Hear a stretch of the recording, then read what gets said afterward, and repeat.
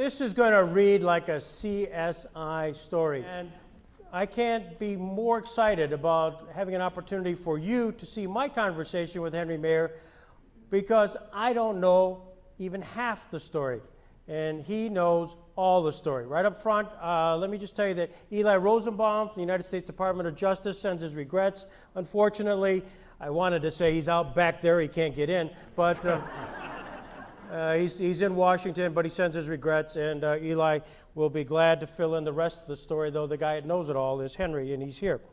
To start off, I think it's important to sort of put into perspective, we're going to show a DVD now, a little introduction of Alfred Rosenberg, because why are we even here to talk about the Alfred Rosenberg diary? So if we could perhaps show that now, that would be terrific.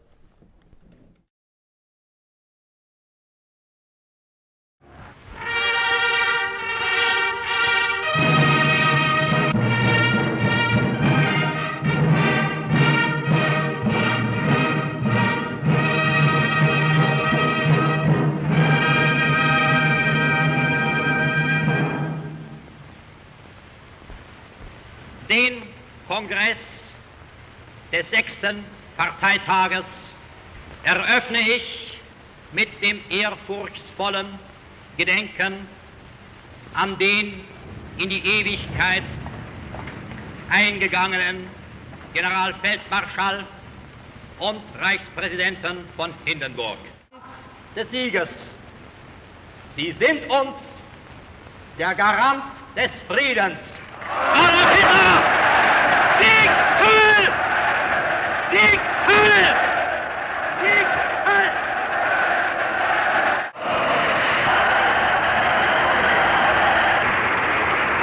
Das ist unser unerschütterlicher Glaube an uns selbst.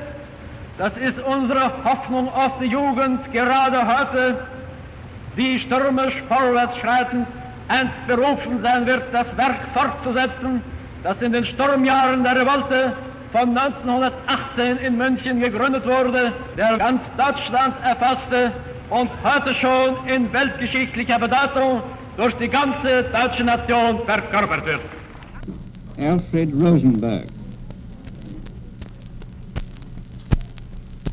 Ich kenne mich im Sinne der Anklage nicht für schuldig.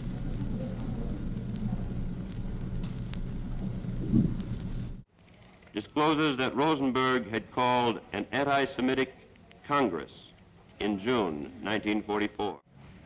National Socialism believes that once the great world battle is concluded, after the defeat to the present epoch, there will be a time when the swastika will be woven into the different banners of the Germanic peoples as the Aryan symbol of rejuvenation. That Rosenberg conducted the fabulous art-looting activities of the Einsatzstab Rosenberg, activities which extended to virtually every country occupied by the Germans. As will be seen, the document contains a recital of widespread activities in foreign countries. These activities range from the promotion of economic penetration to the fomentation of anti-Semitism, from cultural and political infiltration to the instigation of treason.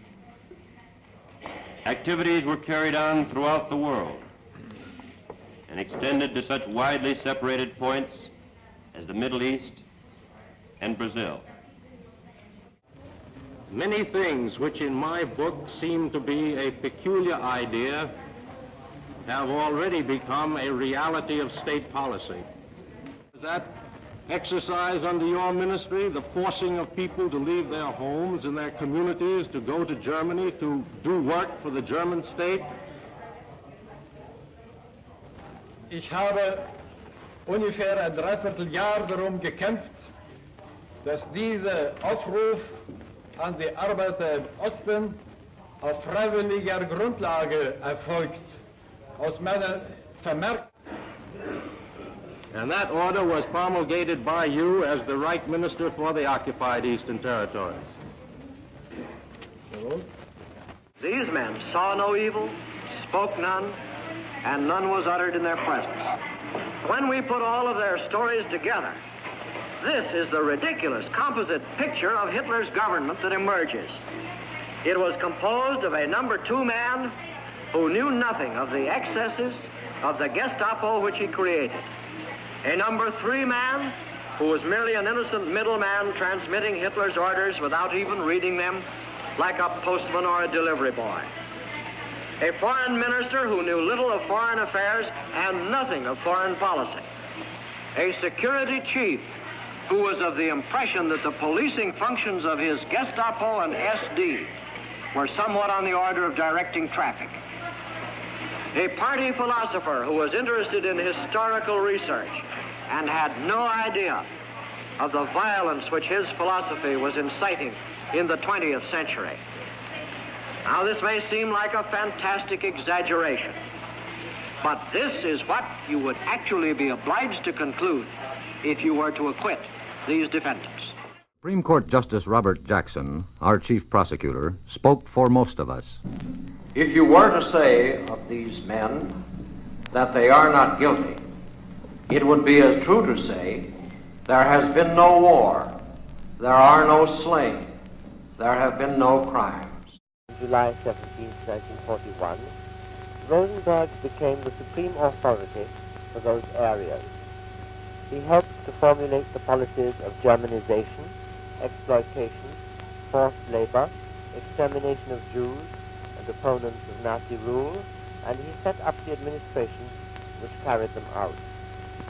He took part in the conference of July 16, 1941, in which Hitler stated that they were faced with the task of cutting up the giant cake according to our needs, in order to be able, first, to dominate it, second, to administer it, and third, to exploit it.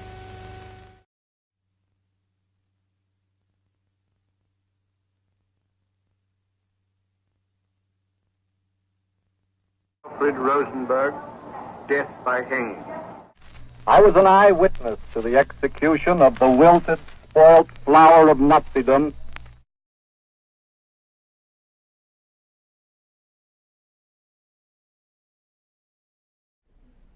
You saw a little vignette of Alfred Rosenberg, defendant at the Nuremberg trial.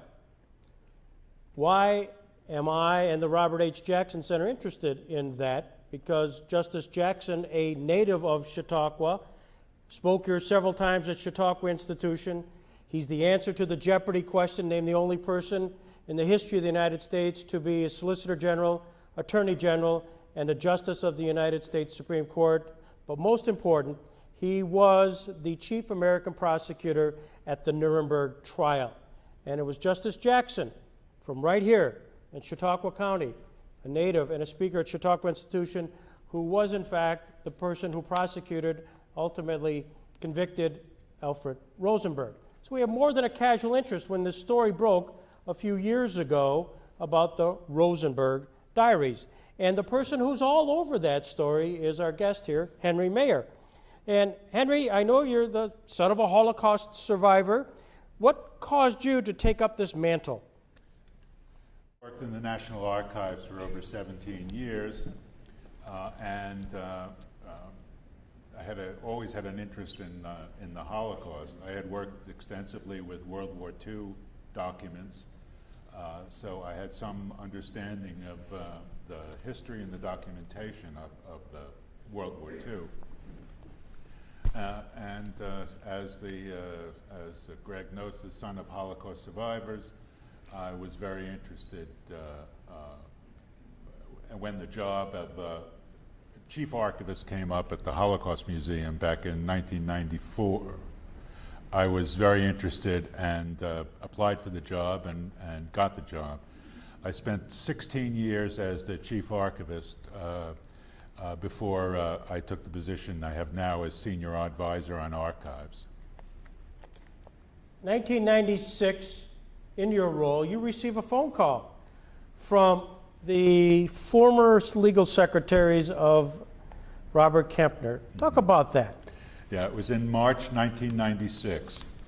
they had called the senior historian, the then senior historian of the museum, Sybil Milton, and arranged for a visit. It was the 50th anniversary of the Nuremberg process.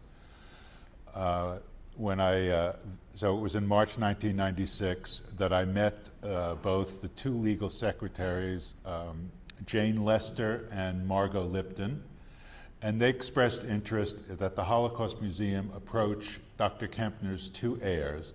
Dr. Kempner had passed away in 1993, that these materials were in his home in Lansdowne, Pennsylvania, and that the museum should approach the two heirs for possible permission to acquire, to accession, Dr. Kempner's personal papers. So talk about Robert Kempner. Who was he? Dr. Kempner was born to a upper middle class assimilated Jewish family in Berlin. His parents were both physicians. His mother was a researcher, a tuberculosis researcher, who had worked with Robert Koch and was the first female PhD in Germany. He became head of the legal counsel for the Prussian state police. And it was in that role in 1933 that he was visited by Hermann Goering. This was after Hitler came to power, and he was fired, as was all other Jewish bureaucrats who were working for the German state and federal governments, I suppose you could say federal governments. So he stayed in Berlin for a couple years, and it became rather difficult for him. Even though he had been baptized as a Lutheran from birth, he was racially Jewish. So in 1935, he fled Germany for Florence, Italy, and established a boarding school for Jewish children, and stayed in that school until 1938, when Italy passed racial laws, and he fled to Nice with his wife and his mother-in-law. They stayed in Nice until September 1939, when they were able to get an affidavit from a professor at the University of Pennsylvania, and they were able to get to the United States. He served as an advisor to the OSS, the predecessor of the CIA. He was, of course, thoroughly familiar with the German police bureaucracy and was able to advise them about its workings. In 1945, he became the chief researcher at the International Military Tribunal in Nuremberg. In 1946, he was selected to be a deputy chief of counsel at the United States subsequent tribunals, and he served as the chief prosecutor of what was called the Ministries case, Case 11, in which the Foreign Service officials were tried for collaboration in crimes against humanity, aggressive warfare, etc. After the war, in 1949, when the trials ended, he returned back to the United States, to his home in Lansdowne, Pennsylvania, where he established a practice in restitution for Jewish victims, survivors and victims of the Holocaust. He had a law office in Frankfurt, and he had a law office in Lansdowne, Pennsylvania. And he wrote extensively on the history of the IMT, the International Military Tribunal, and other matters associated with the Second World War. Did you know all that beforehand, or only after the fact? I knew this all after the fact. It was. It took me 17 years to be able to tell you that. Well, think about this. This is Robert Kempner. Robert Kempner, German-born, Jewish heritage. who became a prosecutor on Robert Jackson's staff as a research assistant, then became intimately involved in the subsequent Nuremberg trials, of which there were 12. And one of the individuals who's been here, a couple of them, Ben Ferencz and Bill Kamey, were both part of that staff with Robert Kempner. Pick up the story then. You get the call from both Jane Lester and Margot Lipton. What's next? Well, let me just briefly, Margot Lipton was still living in the house in Lansdowne, Pennsylvania. Dr. Kempner wrote, frankly, a really lousy will. It was basically on a scrap of paper, and the will basically said this: I name my 2 sons to be my heirs, his 2 sons, Lucien and Andre Kempner, and Margot Lipton has the right to live in the house together with the contents for the rest of her life. So we went up to, 3 of my colleagues and I went up to Lansdowne, Pennsylvania in 1997 to assess the collection, to view it, to try to make plans for bringing it back to the United States. They had in fact agreed to deposit these papers with the Holocaust Museum in Washington. When we arrived there in Lansdowne, I don't know if any of you, I'm sure some of you have read Great Expectations by Charles Dickens, and remember Miss Havisham's house? That was Miss Havisham's house. It was incredible what we found. There was stuff everywhere. There was stuff in the basement. There was stuff in the first floor. There was stuff in the sunroom. There was stuff upstairs. Everywhere, in kind of deplorable condition, I would say. Nothing had apparently been touched since Dr. Kempner had died 4 years earlier, and it was filthy. This material was purged precariously on empty boxes. It was everywhere. So after we kind of got over the shock, the 4 of us retired to lunch and tried to, and kind of devised a plan of attack. So what we did was we drew up a plan of the house on all 3 levels. How much was there, what was there, kind of a brief description of what was there, restitution case files, Nuremberg materials, etc. And when we left the house, we went back to Washington, and that's when things got a little tricky. Well, you can, just as an aside, again, just a little point, because I will forget this, that Kempner, Robert Kempner, and you mentioned the Hermann Goering, he was fired by Hermann Goering. There is a scene which is well documented where, in fact, Kempner is walking in the courtroom, and there he has eye contact with Hermann Goering. Yes. And Hermann Goering looks at him and says, "Not you." You can imagine that good feeling that Kempner had at that moment. Yes, absolutely. Payback is great.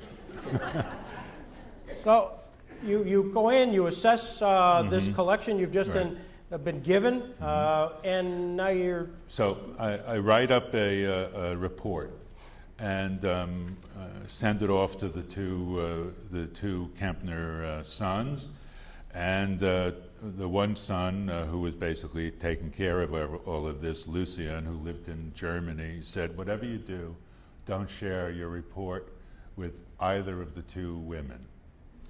And it was a frank report.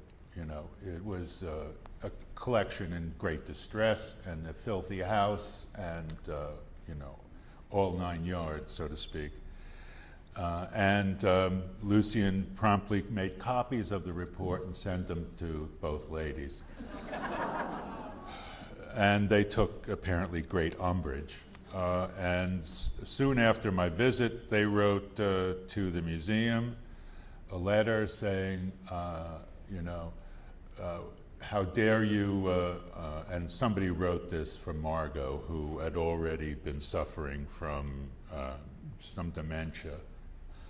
How dare you throw this Holocaust survivor, and she was a Holocaust survivor, out of her home?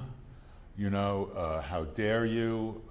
I will live, thank you, for quite some time with the contents, and basically never return, so to speak. And that's where it lay for 2 years. We couldn't get back into the house, and she was sure not going to let us take anything out.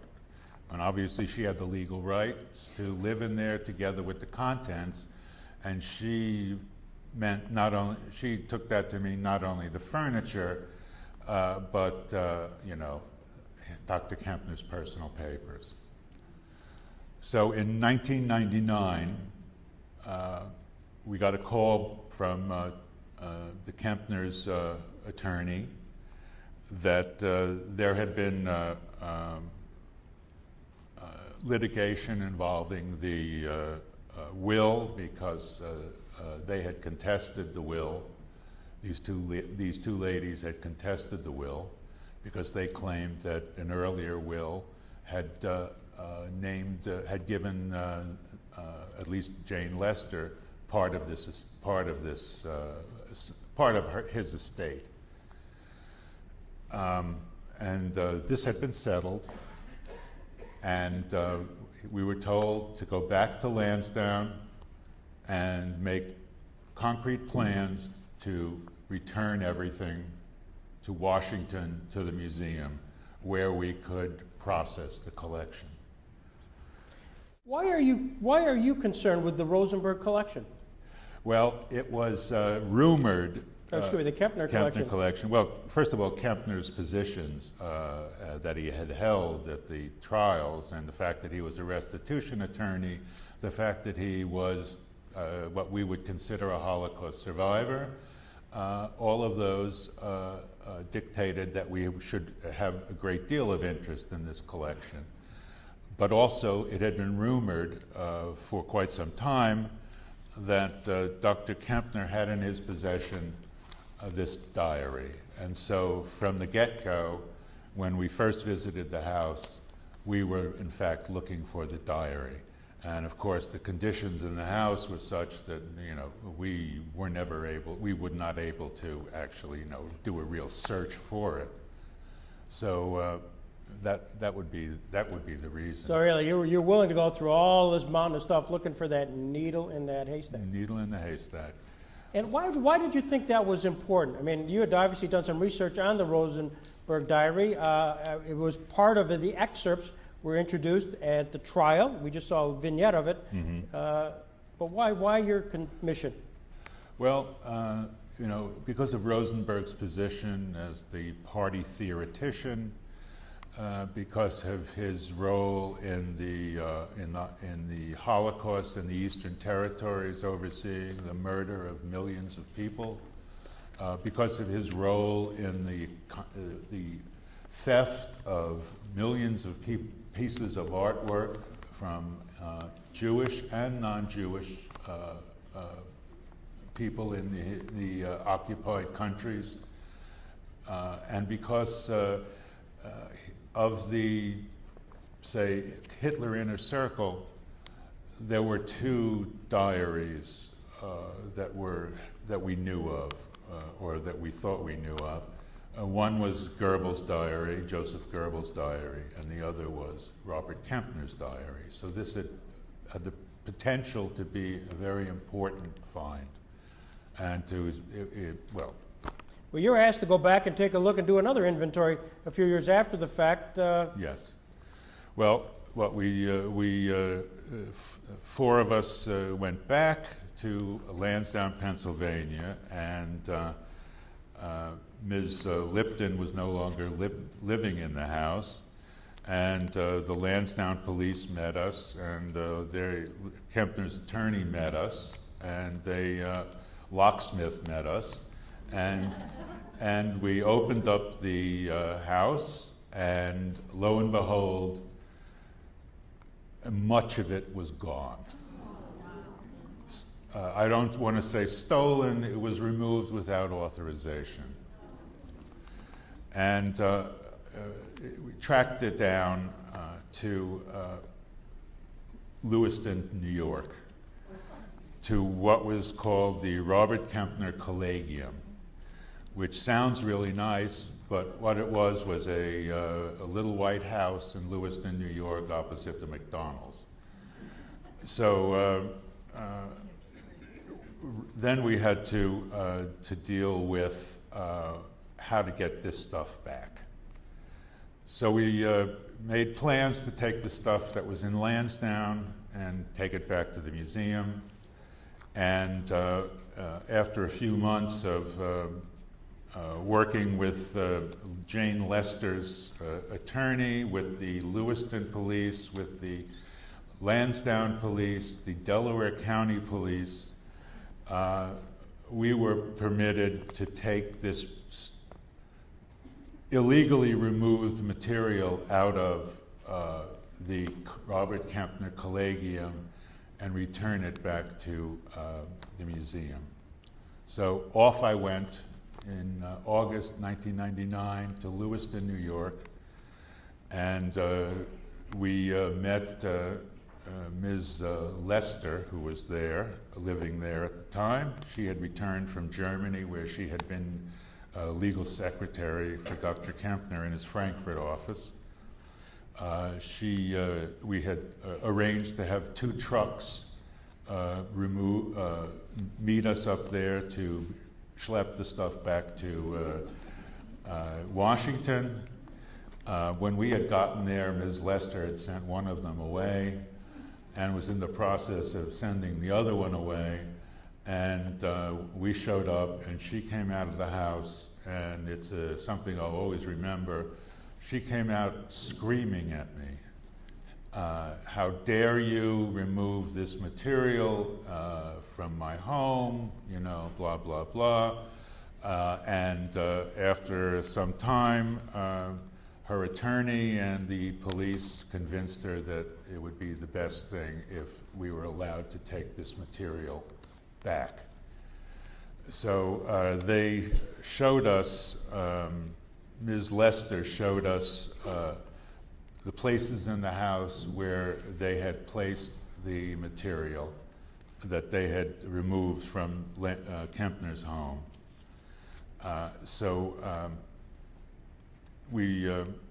And I remember she was determined not to give any of this stuff to the museum by hook or by crook. I remember as I started to go through the boxes, because we wanted to make sure that none of their stuff was Ms. Lester's, not properly part of the museum's collection, that she looked at me. She was stood there over a box and looked at me and told me, "I want to remember your face, what you're doing to me at this time." And I said, "Go ahead, fine." Remember me. So. But still no diary. Well, after the stuff was all in Washington, we had to start going through it. And to make a long story short, there was no diary in any of the material. And, well, we were kind of disappointed. But you did find many important documents, and I'm reading this now, including a memo written by Propaganda Minister Joseph Goebbels' office shortly after the invasion of Poland, ordering the seizure of radios owned by Jews and closing with Heil Hitler. Mm-hmm. You also found a memo written by the official who oversaw the documents at the Nuremberg Tribunal that gave Kempner permission to retain unclassified documents for purposes of writing, lecturing, and study. Yes. Within the collection, we found documentation that Dr. Kempner had indeed had the diary in his possession.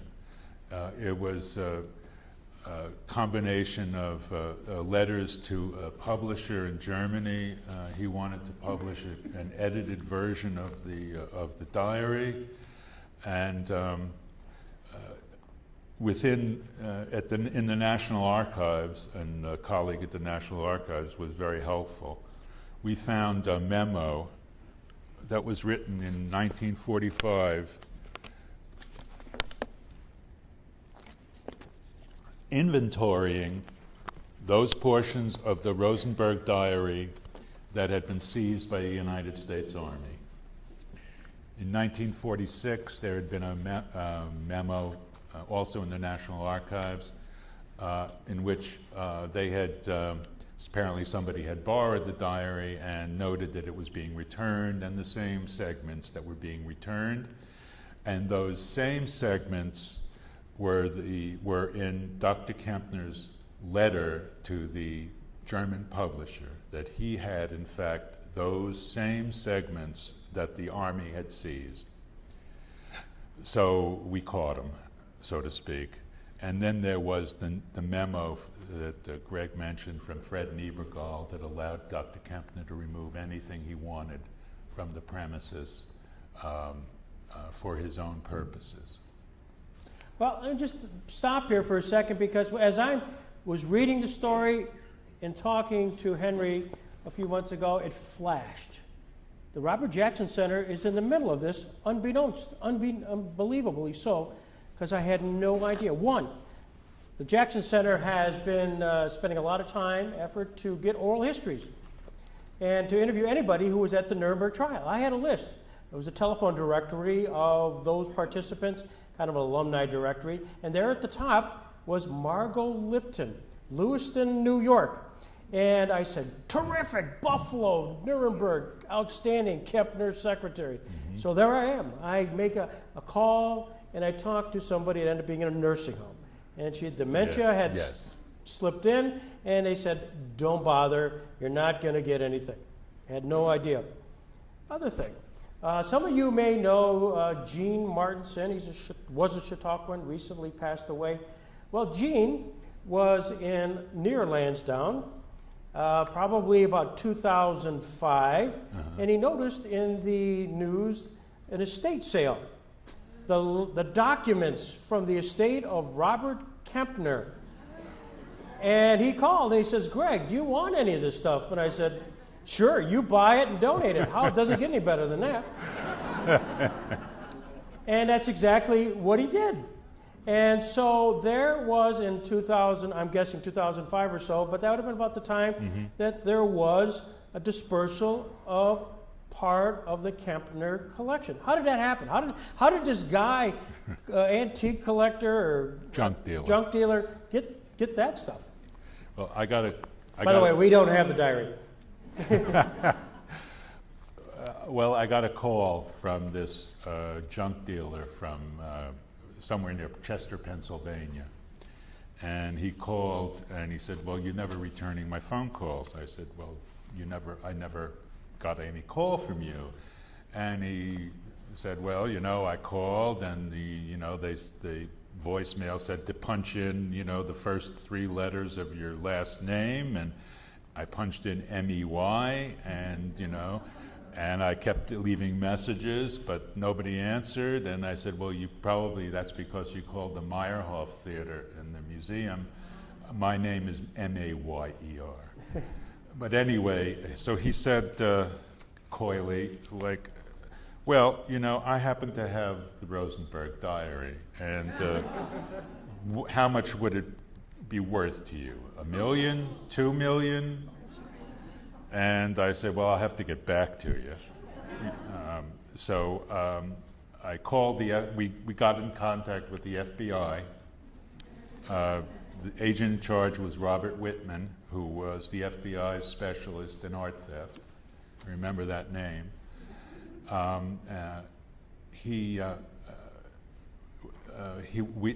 With consultation, the senior historian, and now is the senior historian, Peter Black, and I went up to and met Wittman in Philadelphia, and we went down to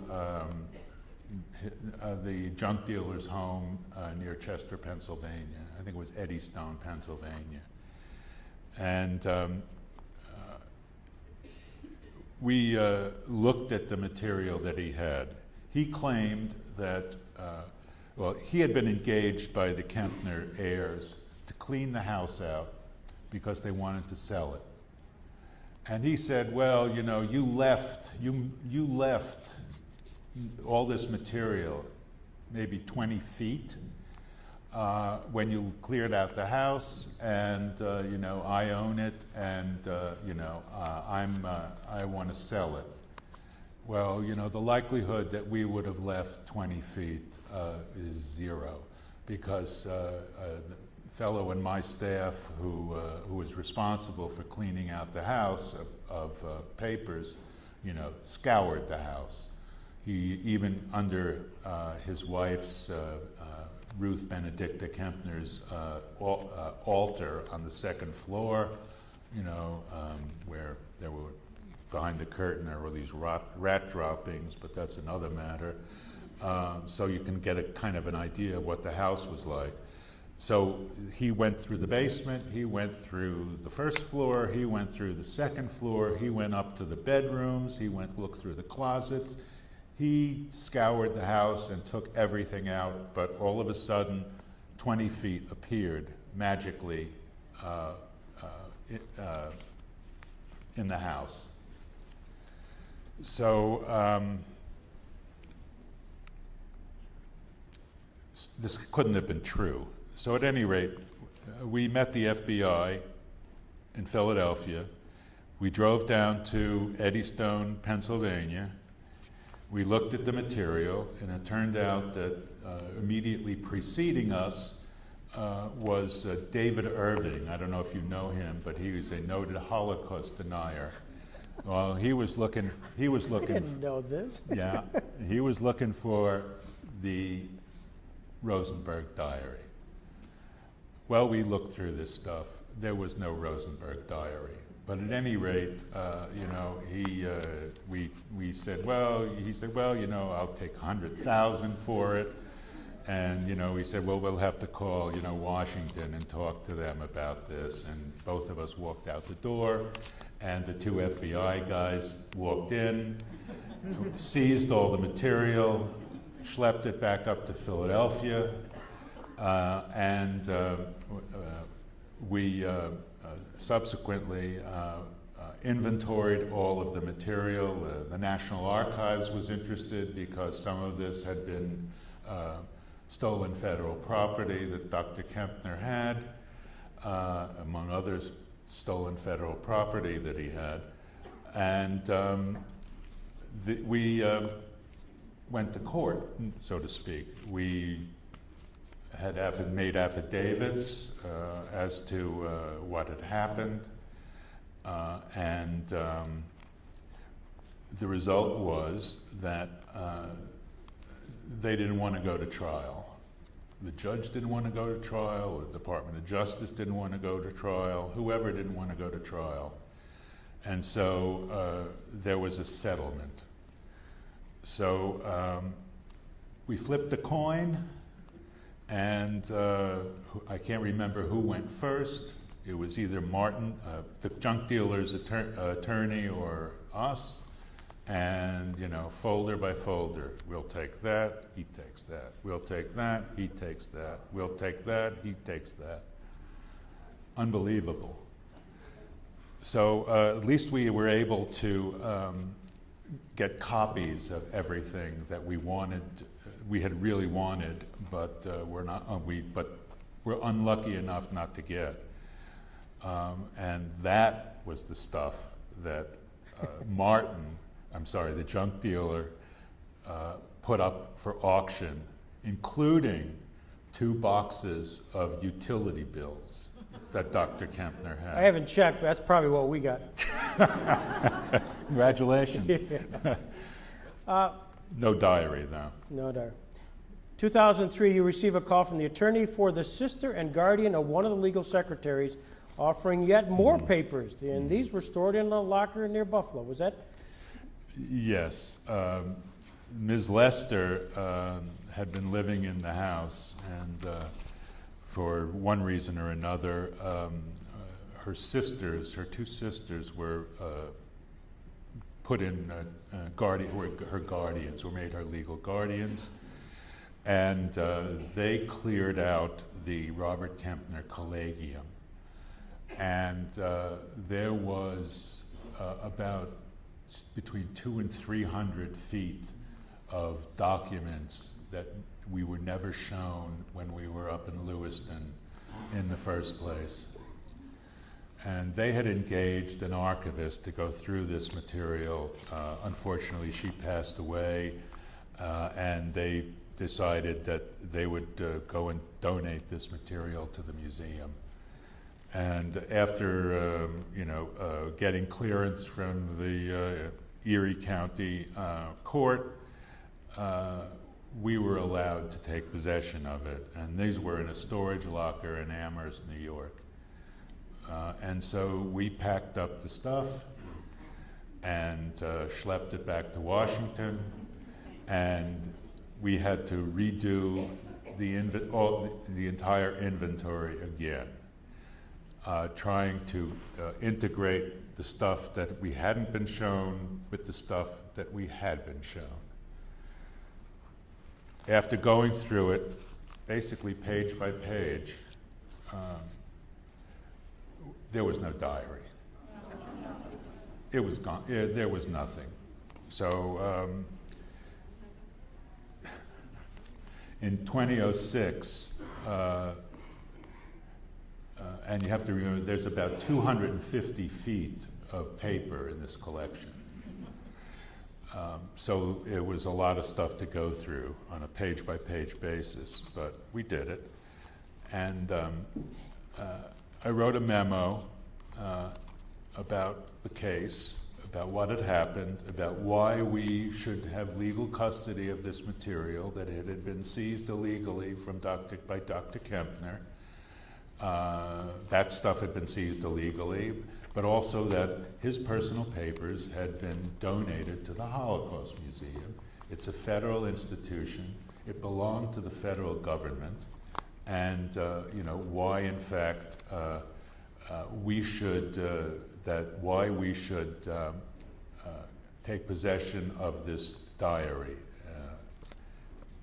Go back a little. We had figured out that the person who had the diary was living up in Lewiston, New York. He had a business up in Lewiston, and he went back and forth into Canada on a frequent basis.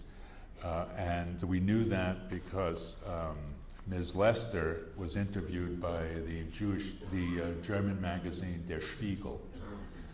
And in the interview, she told the reporter who was asking about the diary what happened to it, and she said that she had given it to this person for safekeeping. So we knew he had it.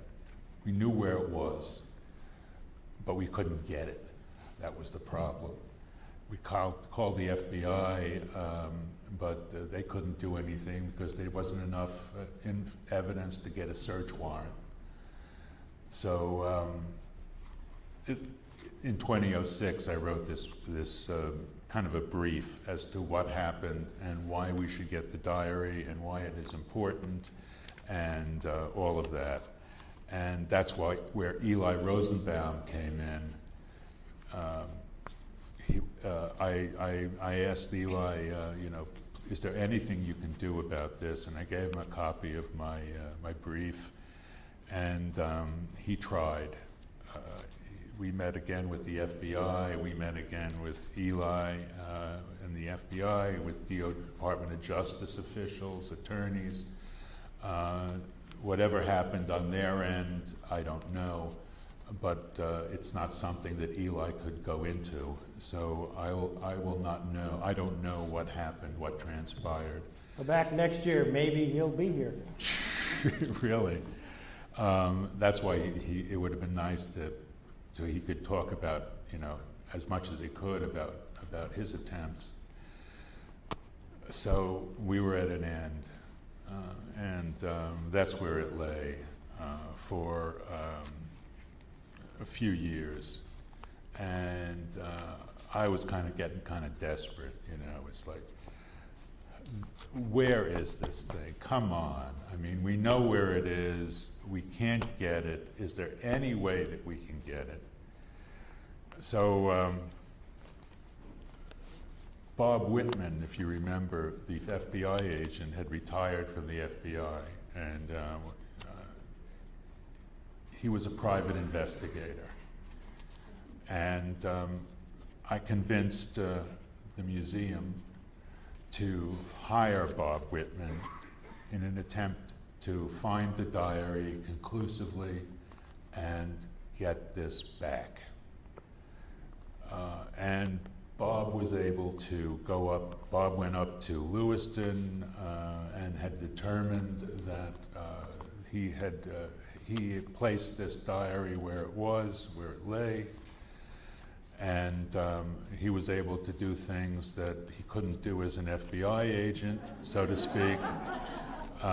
He was not as constrained as he could have been, and Bob went to the Department of Homeland Security. This is because Customs and Border Enforcement is part of Homeland Security. And this had been illegally imported into the United States. And therefore, you know, this federal property had been illegally imported into the United States, and therefore, you know, there should be an attempt to get this back. And the grand jury was convened up in Buffalo, and the person in Lewiston was summoned. There had been some different ways that they had tried to convince him that it would be in the best interest to return this diary with no further legal process. Among other things, he frequently went across the border, and every time he'd go across the border, they tossed his car, so to speak. And he, for that reason, and not wanting to go into the grand jury and go into details about this, he decided it was in his best interest to get the diary back, give the diary back to the Department of Homeland Security. And he did. And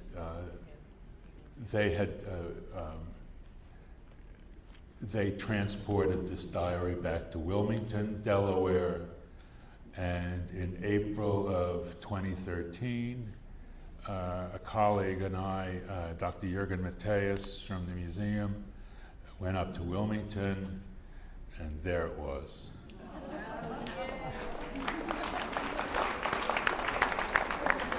All 400 and some odd pages of it.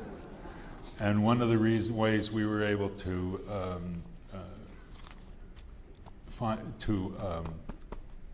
authenticate this diary, you know, because there had been various other, Hitler's diary had been forged some time ago.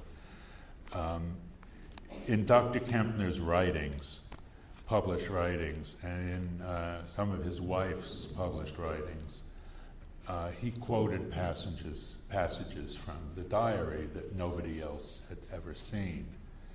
In particular, there was one passage where Rosenberg, in April 2nd, 1941, talks about his stroll in the Winter Garden with Hitler. And Hitler tells him, Rosenberg, Ihre Stunde, große Stunde ist gekommen. Rosenberg, your great hour has come. And Hitler told him things that were just unbelievable. He didn't go into great detail, but 2 months later, they invaded the Soviet Union, and he was made commissar, so to speak, of the occupied territories.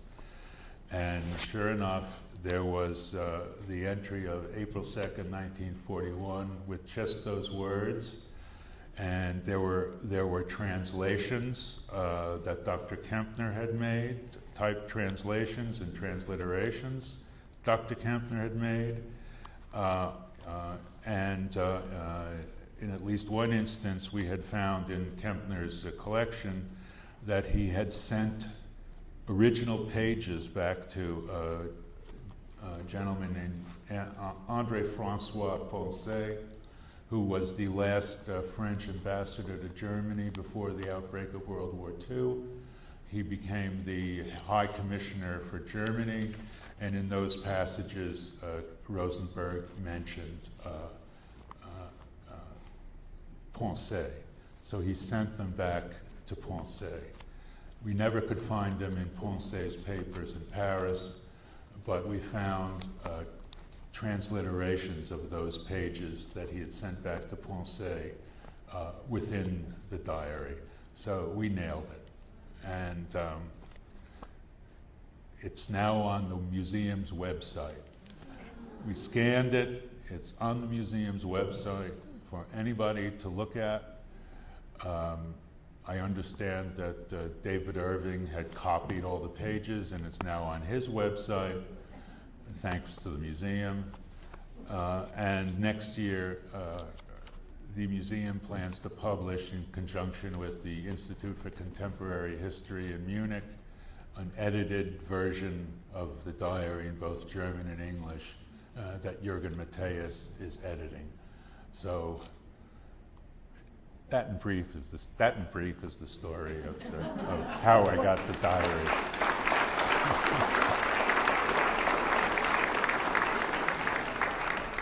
You just recounted an amazing story which involved the FBI, the OSI, the Department of Justice, shady characters, immigration, and things that you probably couldn't talk about.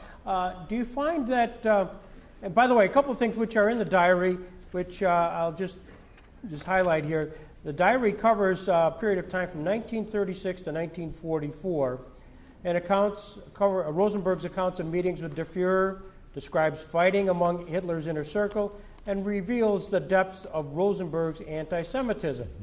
It also said that in a March 28, 1941 entry called The Opening of the Institute for the Study of the Jewish Question a Success, quote, with the clear program to remove this race from Europe, and now this perception of a historic necessity is backed up by power, end of quote.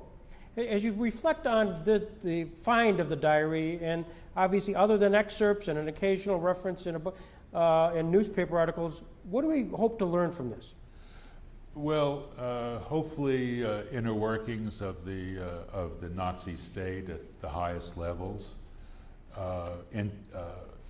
internal fights among the various players, details that we never knew about the planning for the invasion of the occupation of the former Soviet Union, art theft, any number of different things that Rosenberg had been affiliated with. If I may, sure. Following that quote that Greg had made, had quoted, Rosenberg goes on to say, and remember, he was responsible for the theft of millions of pieces of artwork, and he writes about it in his diary right after that quote that Greg did. The items my Einsatzstab, that's his special task force, has confiscated in Paris are without a doubt magnificent. The Library of the Alliance Israélite Universelle, the Rabbinical Academy, the Archive of the Bank Rothschild, 1816 to 1925, in 760 crates. Libraries from numerous other Jews in Paris, Brussels, Amsterdam, etc. I will add the final report to my diary.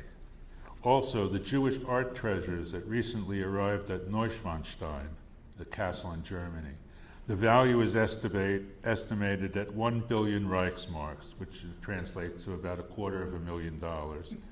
I will show them soon to the Fuhrer for distribution to museums. And we're still looking for millions of items that he stole, in his own words. So one reason that this is so important is, in his own words, he revealed his guilt. We'll open this up to Q&A in just 1 second, but I want to sort of draw closure to the little note that Eli Rosenbaum sent me just the other day. He said, Henry Mayer is an old friend. In fact, he brought this matter to me some years ago when I worked with the FBI. It was quite fascinating. In the end, the target denied having the diary, and we didn't have enough for a search warrant. So Henry brought in the ICE aboard, and they just wore the guy down until he admitted he had the diary. Henry Mayer is a magnificent man. Ladies and gentlemen, Henry Mayer.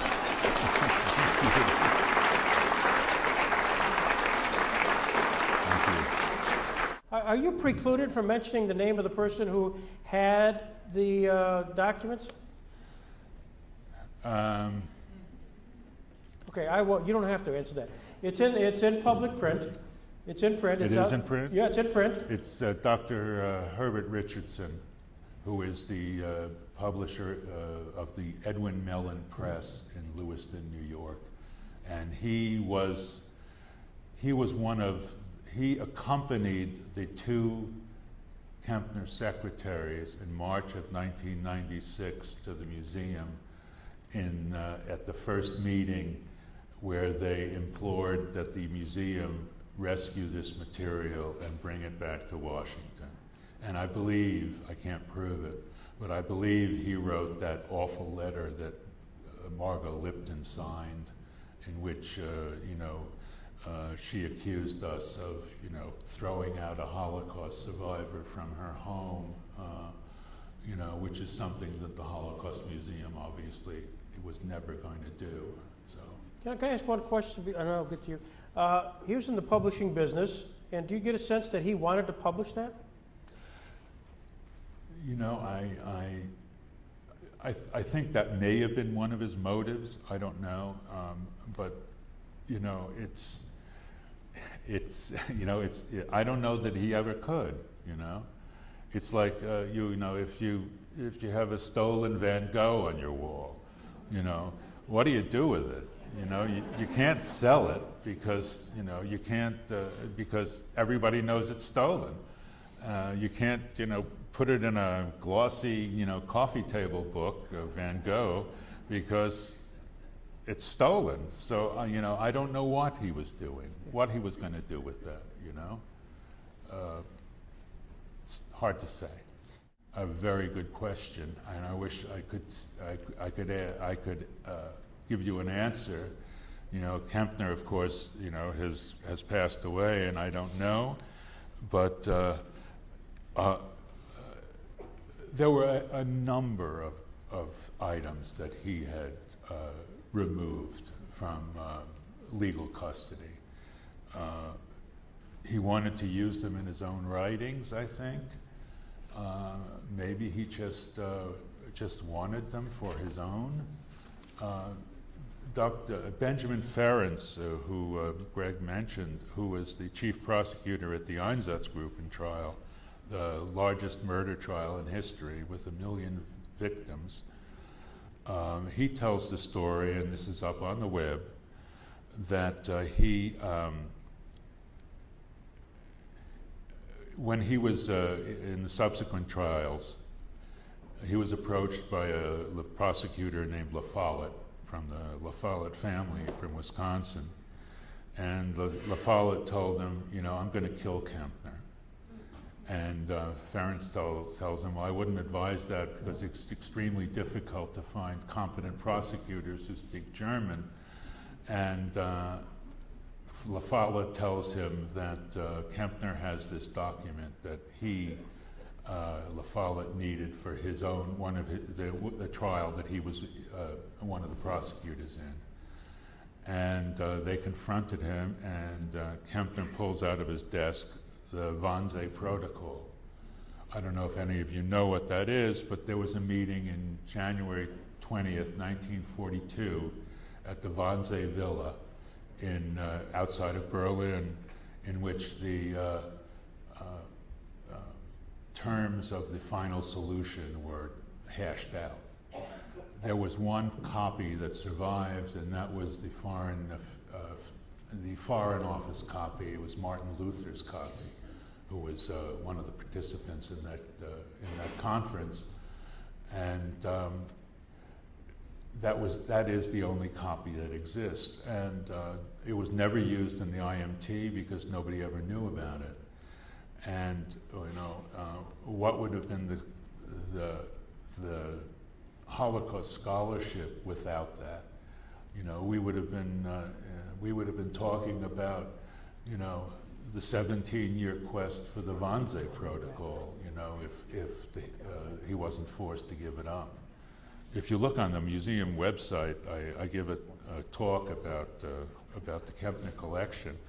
I mean, there is the first war diary about Operation Oldenburg, which was the economic arm of the invasion of the Soviet Union. The first war diary in General Thomas's office. There was the first war diary of the German march into Hungary in March 19th, 1944. There was a letter from Reinhold Heydrich to, I think it was Goering, asking where they wanted all the art that was seized from Jewish owners in Vienna. There was, as Greg said, there was this order to confiscate all the radios owned by Jews, keep them in the dark, so to speak, so they wouldn't know what was going on. And any number of different documents that he had taken. He was in a great position to do that. He was the chief of research at the International Military Tribunal, and he got a get out of jail free card from Fred Niebergall, the chief archivist of the International Military Tribunal and the subsequent tribunals. So, strange. I don't know what I don't know, inquisitiveness perhaps, I've got it and nobody else has got it, Why do people have a stolen Van Gogh on the wall? Because they can't show it to anybody? So who's going to see it? There's some sort of a psychology there that I can't really comment on with any great knowledge. Since he started this process in 1996, 17 years later, you finally were looking at it. And ladies and gentlemen, here we are, 17 years later, we have a chance to hear that. And I want to thank John Schmitz for really pulling this together in the Chautauqua Department of Archives, for permitting us to use this wonderful facility, and for Henry Mayer coming all the way from the Holocaust Museum.